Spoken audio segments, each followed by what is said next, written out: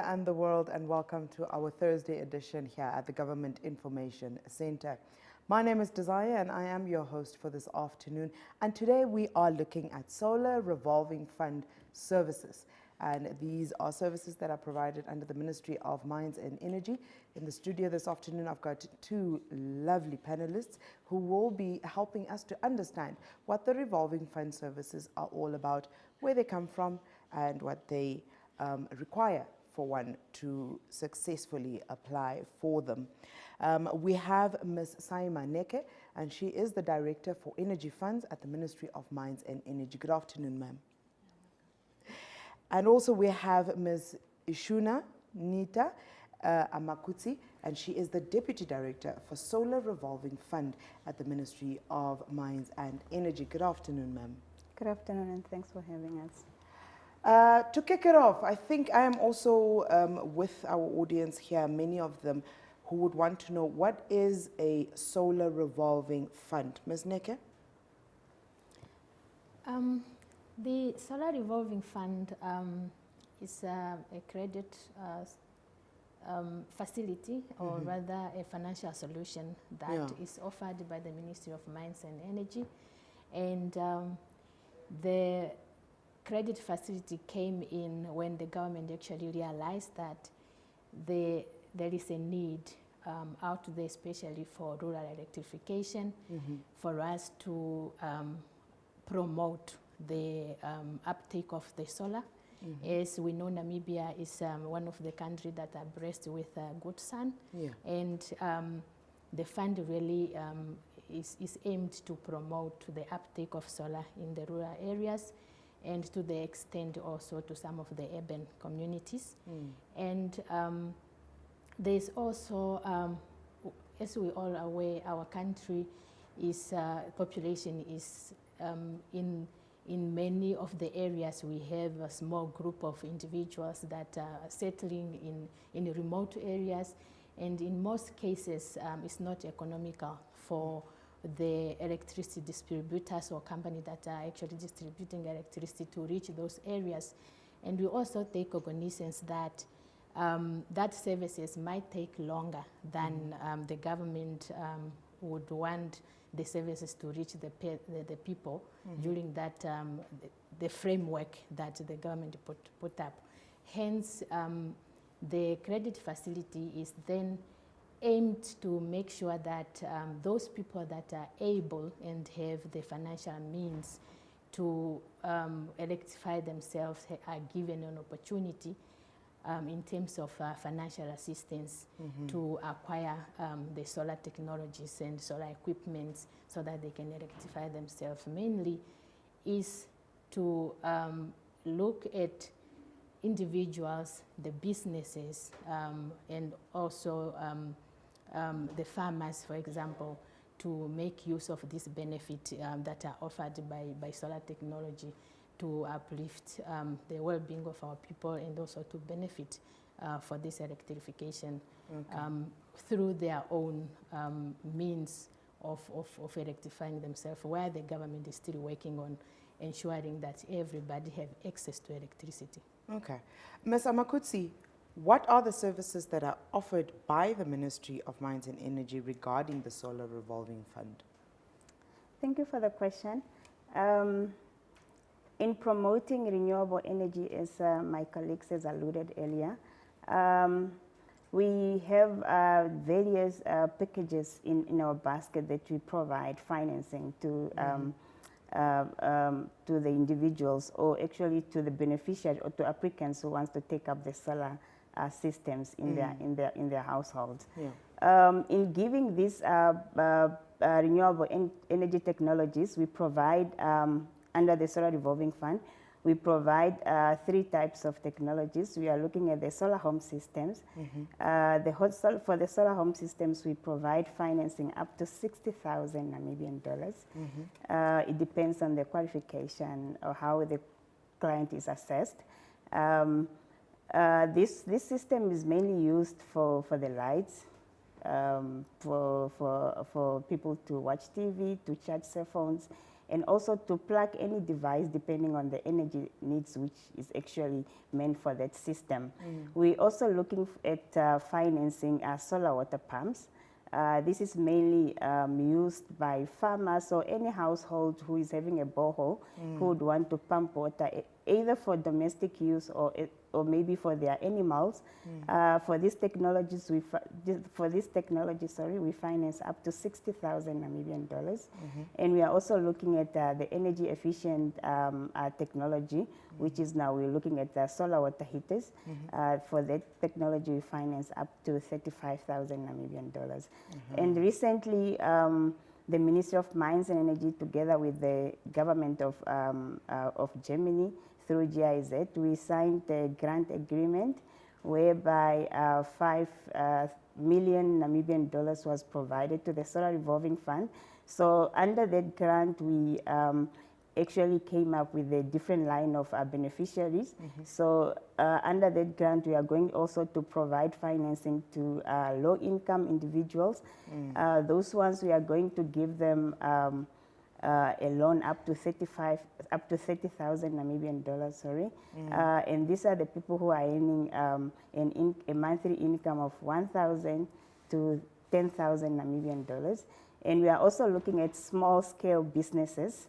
Those are the businesses under in rural areas who are probably doing productive use, and they would want to do any sort of business for development, especially in rural areas. So those we are providing financing up to 95,000 Namibian dollars. So this business can be in any form.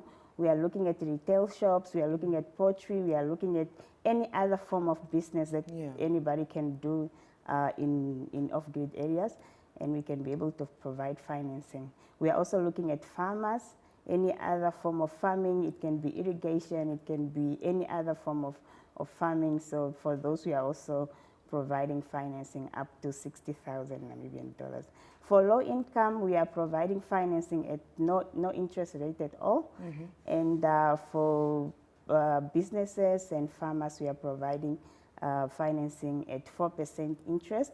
And for normal individuals, we are in solar water heaters, we are providing an interest of 5% interest per annum. Oh, thank you. Okay. Ms. Neke, I come back to you now because Ms. Amakutse has explained the various services that are provided, the different packages, qualifying packages that you have under these services. But, you know, if you look back at the wording of the fund, it's a revolving fund. So now we would like to hear from you. How does this solar revolving fund work? For solar revolving fund, maybe I should start with how the fund was established. It was established, enabled by the Off-Grid Energization Master Plan of 2007. This is a plan that enabled the ministry actually to establish the solar revolving fund and also to come up with the project to rectify public institutions in off-grid areas. For the solar revolving fund, the main purpose actually for the fund is to promote and also to promote and also to upscale the use of the solar technology. And we are looking at having individuals that are having income that will be able to repay the loan. And mainly why we chose actually the loan is for us to, we all know that through the government funding, the resources will not be sufficient. And we would want then the fund to be able to assist many communities where through the revolving loan, we are able actually to, when the money is coming in and those who are assisted area are repaying the loan, then the fund is able to issue more loans to the new clients. Okay. So even though the fund is working with that program, we then also look at how we can then cater for more. And that is where the resource mobilization and what my colleague has alluded to earlier, bringing in donor financing and also making sure that we improve the uptake of the solar, and also to increase the aim also to increase the electrification, especially that we have a target as a government, and currently our electrification stands at about 50% nationwide, and rural electrification is even more lower. It stands at about 20%. And we are looking at if there are those individuals that can make use of this facility to actually electrify themselves, then it's very important that the government is providing these services to enable then more people to reap the benefit. And one of the purposes as well is also why the fund was established is we acknowledge that the solar equipment can come at a higher cost. However, the benefit for it is that you put more money at the acquisition of equipment, but then for some time, you will not be required to service anything. There's no monthly installment that you need to pay, but in the long run, you will just be required to maintain your equipment. So it's something that people in the community or in the rural areas that are currently having low consumption in terms of normal electrification for grid, for example, can actually make use of, and as be able actually to afford. As we always say here, we have conversations and we learn from each other, and thus you are always invited to partake in our sessions through our various platforms, and we are live streaming through our social media platforms. Currently, you can drop us your question or your comment on Facebook. You can find us at Ministry of Information and Communication Technology, Republic of Namibia. That is Ministry of Information and Communication Technology, Republic of Namibia. And on YouTube, we are also live streaming there. Our handle is MICT Namibia. MICT Namibia. You can give us a call in the studio. Our line is 400-397, 400-397, and the area code is 061. While we wait for you to join us, we continue here, and we would like to find out then from Ms. Makutsi, what are the requirements necessary for one to qualify for these solar revolving fund services? Okay, thank you. Firstly, this facility is open to Namibian citizens only, so only Namibians could apply. Secondly, clients or applicants are required to actually fill in an application forms. So there are actually some documents there that they are required to attach.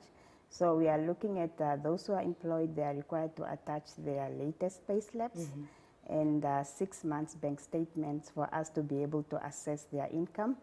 And for those who have businesses, they should attach the 9 months bank statement. This is longer because we would want to see the income, because mostly that's the only, they have various income from their businesses. So that's why the 9 months is longer for us to be able to have more months to assess. And so they are also required to attach the financial statements of the business and the founding statements of the business. But then you find small businesses in rural areas who don't have any other means of let's say bookkeeping and founding statements. So for those ones, they will be required to fill in business proposal forms from our offices to just give us description of their businesses for us to assess what type of business requires funding. And then for all of them, business individuals, they will be required to attach their certified IDs and they'll also be required to attach a quotation or a detailed quotation of their energy needs from an accredited service provider. We have a list of accredited service providers who are countrywide and can give quotations to all our clients. It should be submitted with an application form, and they will also be required to attach the land ownership. This does not mean that the land or the house should be in your name. It could be in your uncle's name, it could be in your parents' name, as long as there's a proof that this land is owned by somebody.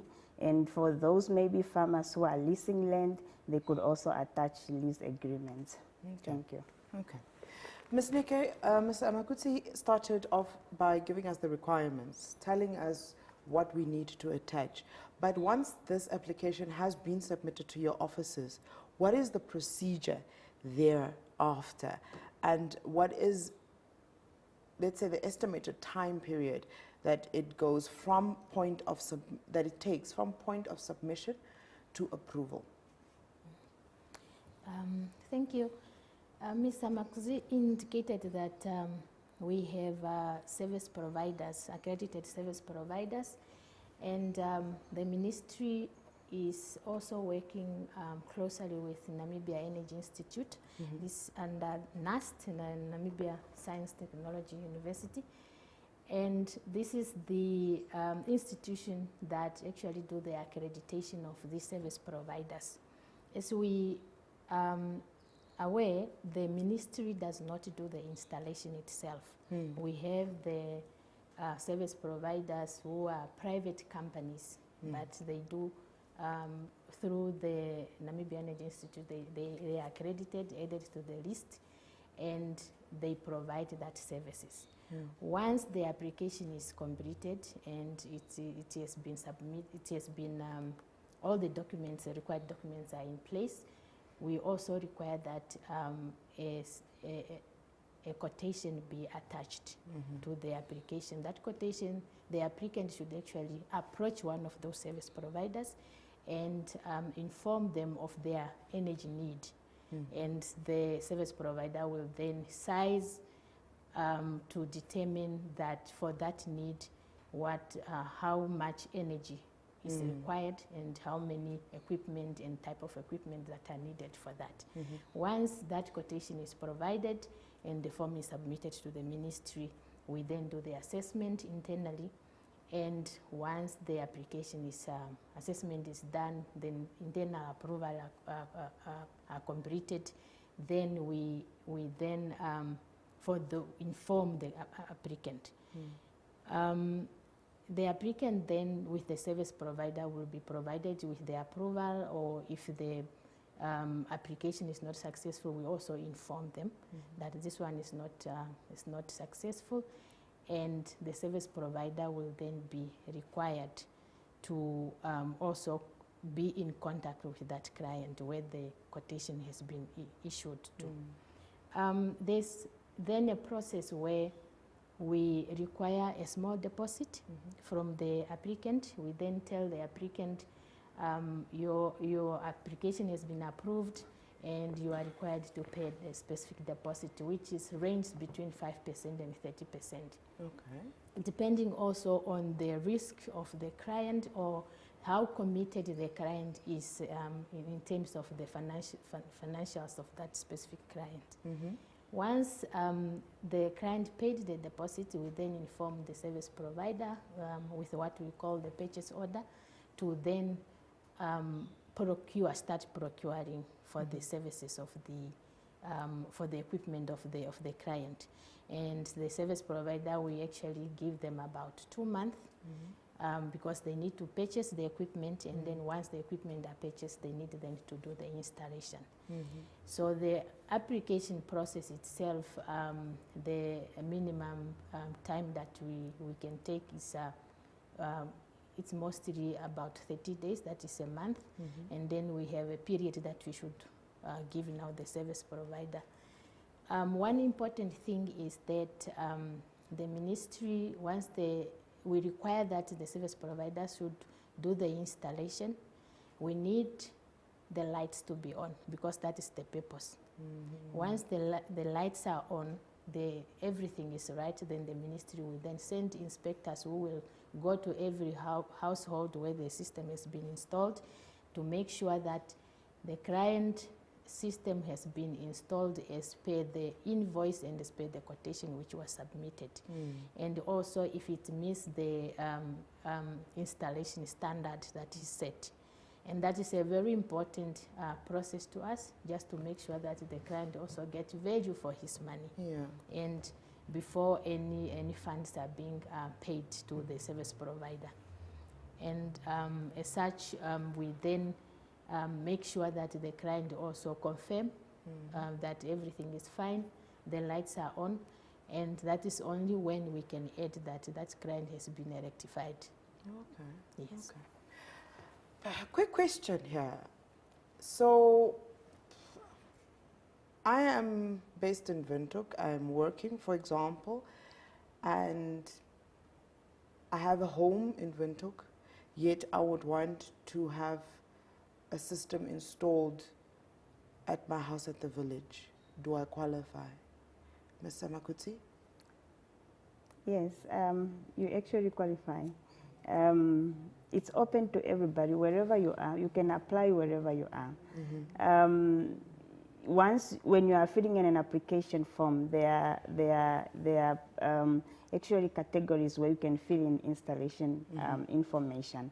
So, and they also may be your current physical address. So all that information will be required in an application form. So when you can apply while you are in Windhoek and then fill in the installation address for a site where you want the system to be installed. Okay. So it's open to everybody and it can be installed anywhere. You can apply wherever you are. Okay. And also, just in the same vein, am I allowed to purchase or apply for somebody else? For example, I have an elderly mother or father at the village. Am I allowed to purchase the system for them, or is it for individual use? As I indicated earlier, in terms of installations, especially the proof of land ownership, we have mostly people who want to apply. They are based in urban areas, and mostly these systems are actually required in off-grid or let's say rural areas. And sometimes they are applying for their grandmothers, they are applying for their uncles or their parents for that matter. So you can apply for your parents, or you can apply for anybody, for any of your family members in any area. So that's actually acceptable. Okay. Yes. Also, just one, I'm asking a lot of questions here because I'm sure a lot of people are thinking some of these things. If I am in the urban areas and I want to minimize, especially with the economy that's going haywire these days, and I want to minimize my dependency on the grid, for example, for my geyser or any other small appliances, am I allowed to apply for the fund for the installation of some of these things? Just to say, you know, I have an attachment to the grid, yes, but I want to minimize how much electricity I pull from the grid, which maybe in turn can minimize how much I take out of pocket to pay for my monthly electricity and so on. Ms. Neke, am I allowed to do that? Yes, currently we fund also solar water heater. Okay. And most of our clients are urban clients. You are allowed to do it, but for the other appliances, the process is a bit longer because we have to go through the municipality actually to be able, because the current setup of urban is that certain infrastructure belongs to municipality, and when you are linking something to it, you actually have to get a permission, and they should give the approval to that. However, you are allowed to do so. Okay. To add to that also? Yes. To add to what Ms. Neke said, Mostly, initially, when the fund was established, is actually to cater for off-grid electrification. And when we are talking about off-grid electrification, these are also off-grid systems. They need batteries for storage and stuff like that.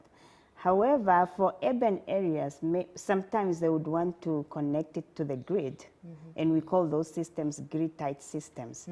At this moment, we are skeptical to finance those systems because we want our focus actually to look at off-grid systems, because we want more people in off-grid areas to benefit rather than people who already have the services in urban areas.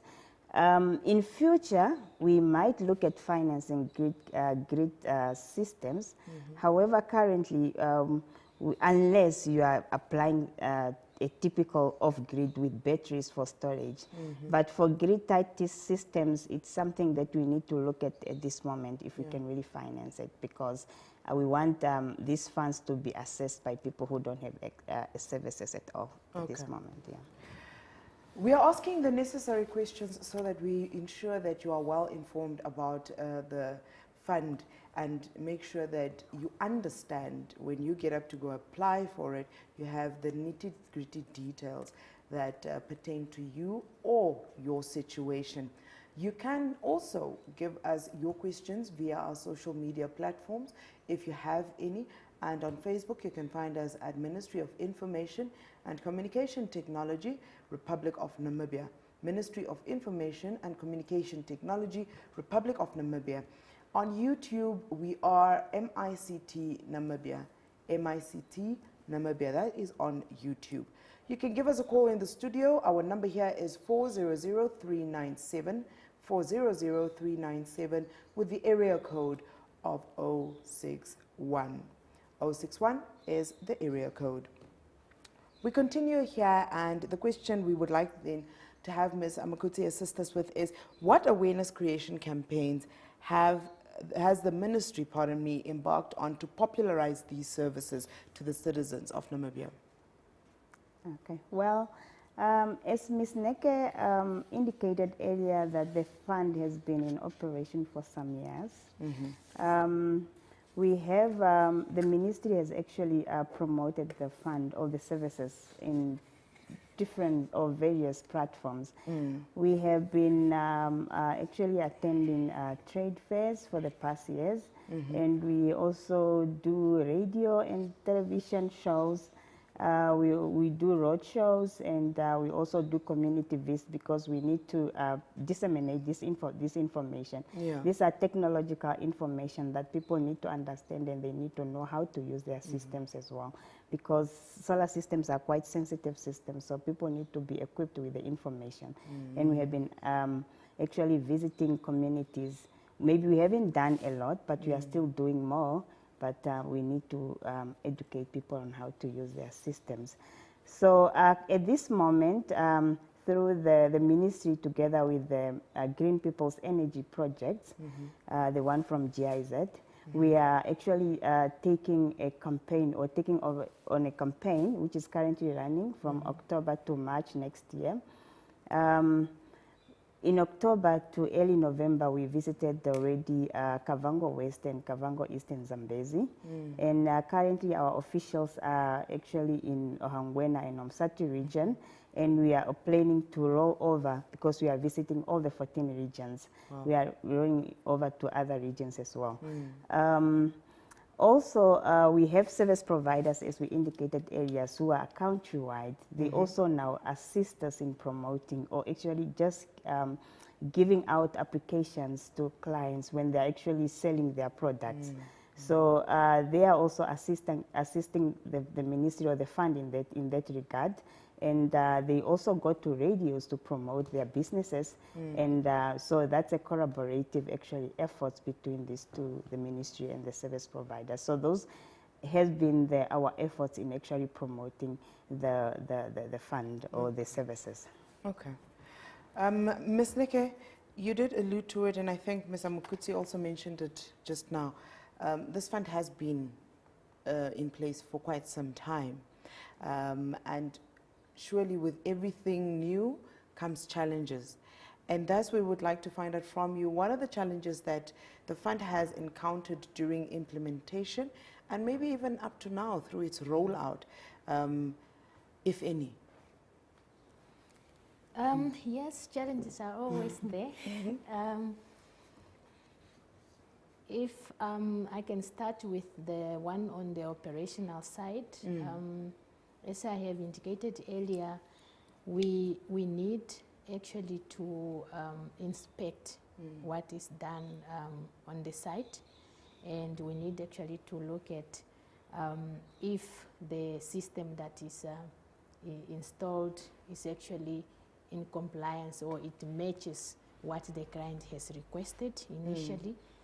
That service requires that the ministry send inspectors to inspect those services countrywide, and with limited human resources, actually we find it that it is challenging, because the systems are installed in all 14 regions, and it is a continuous process. Yeah. So we then find ourselves where we lag behind in inspection process, and recently we then looked at how we can actually try to bring these services up to date, or how we can actually improve on the inspection, considering that it's a very key element of the fund.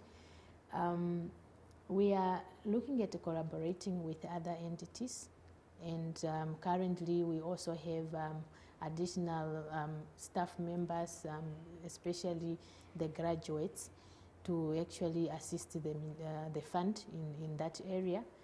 And in addition, we are looking at entering into agreements or collaborating with institutions like VTCs, and likely we have some of the VTCs that are offering renewable energy courses. And for us, we are looking at this is an opportunity not just for SRF, but it's also an opportunity for us to give something to the community or to those students, because when we do those collaborations, it will also assist them in training and actually being exposed to new technology in the industry, and also being aware of what is happening there. So those are some of the areas that actually we are looking at to improve on that challenge. And briefly, secondly, is that, as we have indicated earlier, we received a grant recently. The SRF funding or sustainability actually, it looks at, or it needs to be, it can only be there if we are able actually to revolve the money, or if we have adequate funding for the fund. But currently, funding is not really at the level where one would want to be, so that you can assist more people. So mobilizing of resources is one of the activity that the fund actually needs to put at the forefront for us to make sure that it sustains itself. It's also then be able to cater for more communities. And lastly is when you give loans, there's always a possibility of losses. And the collections and the administration and the repayment of the loan always comes with the challenges, especially in these times when we have seen slow down in the country economy, and we have seen some of the clients or people that were assisted no longer have jobs, and they are not able to repay their loans. So those are some of the challenges. However, we are looking at strategies how we can improve, especially on the sustainability of the fund. Wow. That last one is actually a sad one, hey? Where people have lost jobs. So it's not like it's a deliberate defaulting on the loan, but at the end of the day, if you can't, you don't have the money. Hopefully we can find an amicable way to try and balance that particular scale. But speaking of vulnerable or vulnerabilities, Ms. Amakutsi, generally elderly citizens, they need these services. yet they tend to struggle to access them. Are there any arrangements in place to accommodate our senior citizens, especially those in remote areas needing these crucial services? I would want to believe that at this moment, elderlies are actually included. Although we have an age cap where we do the financing, looking at maybe the, what do we call this? The maximum age where that you can look at actually in financing. So we look at the age cap of 75 years of age. That's a maximum that we can give. However, we have a lot of elderlies or pensioners who are applying for these loans because actually, you know, once people retire, they mostly move from urban areas to actually villages or farms. Very much. So, at this moment, those ones who are the pensioners who are applying, they apply with actually their pension money, which is some are coming from GIPF for those who are pre-government employees or any other institutions, and any other provident fund income that they are having. And we also have elderlies who are getting veteran affairs money from veteran affairs. So those they can also use that one that funds to apply for these loans. So in that line, they are somehow included. However, we have those pensioners or elderlies, those who are only dependent on the pension grant, which is actually 1,300, which might not be able to allow them to qualify for a bigger system or a sufficient system which can give them energy services.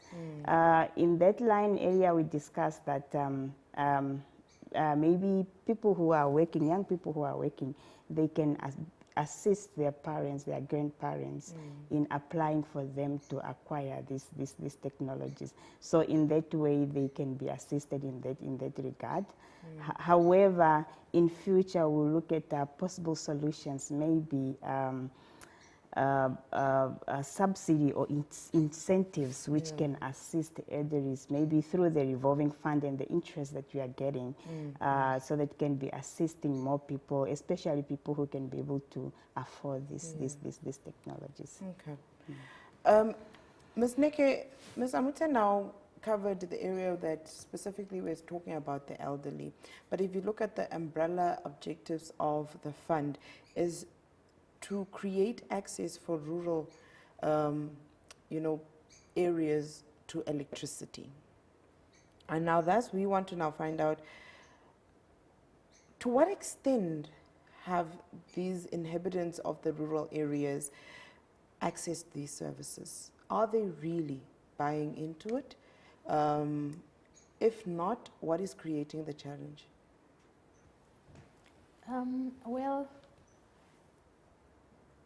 there has been quite a significant uptake in the solar for the solar systems, and we acknowledge that solar home system become popular in recent years.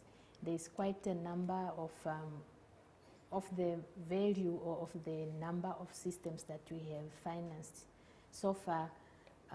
86% of that actually goes to solar home system. That is actually a big number, which comes at about 4 million of this, 4,000 of the system that we have financed, and that actually speaks a lot on what the solar home system can do. The benefit that comes with the solar home system. In most cases, it has educational benefit because the kids will be having extended time actually to study.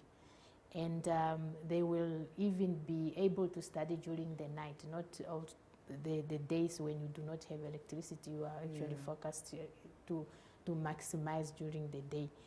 And also, we have also acknowledged that many of the system now include the use of the fridges, and that is really the health improvement in terms of storage of the food, and also making sure that the people also use it productively in terms of businesses.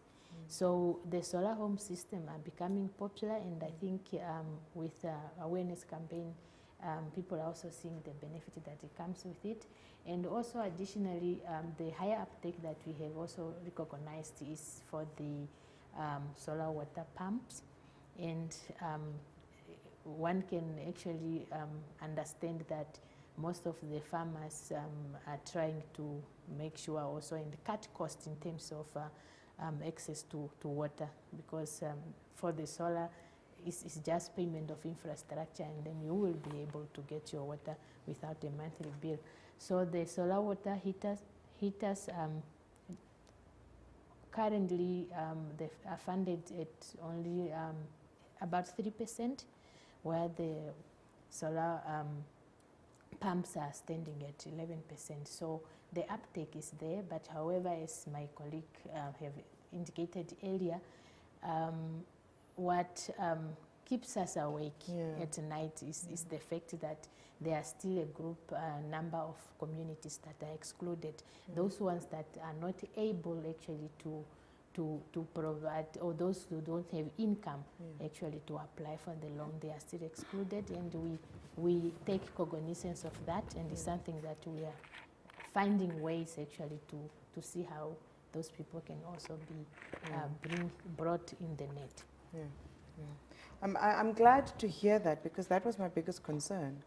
And I think when this question came up, you know, it's that thing of, yes, it's a good initiative, it's really benefiting people, but the one person that you would want to benefit from this is most likely that person that really does not have anything to repay you know, the loan with. So it's good that there is something being done. Clearly, from what Ms. Neke is saying, nobody is being left out. It just takes a little bit longer, unfortunately. You know, our next question looks then to ways, you know, that a person can probably consider assisting. And this is the collaborative efforts between various stakeholders. And thus we would like to find out from you then, Ms. Amakutsi, are there any of such, especially with service providers such as your NAM Power, or we have so many other smaller off-grid service providers. For example, you've got the plant in the area of Maruru, we've got the plant in the area of Grootfontein as well. They are solar plants that recently were established in the past, it's about a decade now. And I believe some in the south as well. We have a few there. So one would want to find out, how are we then roping in all these, you know, stakeholders in the energy sector to try and create some form of realization to the objectives of the fund? Okay, thank you. It's actually an extensive question, and it's actually difficult to answer because currently energy provision and also energy access is actually a challenge in Namibia. And when we are talking about 50% overall access, national energy access overall is 50% and 20% for rural areas. We still have a long way to go as a nation. And the ministry also is trying its efforts and projects on how to go about it. However, when it comes to collaborative efforts, including all the utilities and all the players in the industry, we have been in consultations with the REDs previously or recently, where we would want to look at rural electrification. How do we extend the services together with those entities? And we are trying to form, to go into service level agreements on how to, actually for grid extensions, because the fund would want to we have solar on this side, but what about people who wants to put up grid extensions to their households or any other sites that they want, maybe business? So we approach the rates, and we are going to look into that, how we can collaborate and find maybe strategies on how to go about it. We have been in talks. We are still in pipeline, and we will inform the nation or the public once these products are out. And we're also looking at urban informal settlements. How can they have access to energy services, because currently they are also excluded. So those are the modalities that we have to look at. We still have a long way to go in providing universal access, but we are putting in efforts and collaborative. Maybe collaboratives are not enough. We have been, like previously, 2 days ago, we had an electrification day where we were talking about how do we attract investments to off-grid areas? How do we let private sector be attracted to invest in providing energy services to people living in off-grid areas? It's a challenge because the return, it's not really there for them to do business there. But hopefully, in future collaborative efforts and innovative strategies would come on board, and we can be able to have Namibia at 90% access. Hopefully. And also hopefully with our drive and our, continued mission of decentralization, that might actually assist, because in that way you've got investors that are moving away from the centers, city or urban centers, and in that, indirectly would also be, seeing the lucrative side of investing in some of these initiatives. Now, time is running out for us. Unfortunately, it's never enough, as I always say. But I've got a grinding question here. We have different packages, and now I'm looking at a scenario where we've got boreholes. And boreholes for the water system, you've got a 60,000, right? Yes. Cap. But we are looking at certain fees that come with the drilling of these boreholes and so on. Who bears the excess material cost, if I can say that? Like this extra cost to the system being established in itself, who bears it? Does the initiative bear it, or is it on the client themselves to see where else they get this extra funding for it? Okay. Ms. Samakutsi, maybe you can take that one on. Okay. At the fund, we are looking at, or the ministry in broad, is looking at energy services. And we have our clients who come and apply for solar water pumps, and they actually want also the services of drilling. And it also costs some fortune to drill and have a borehole that's supplying water.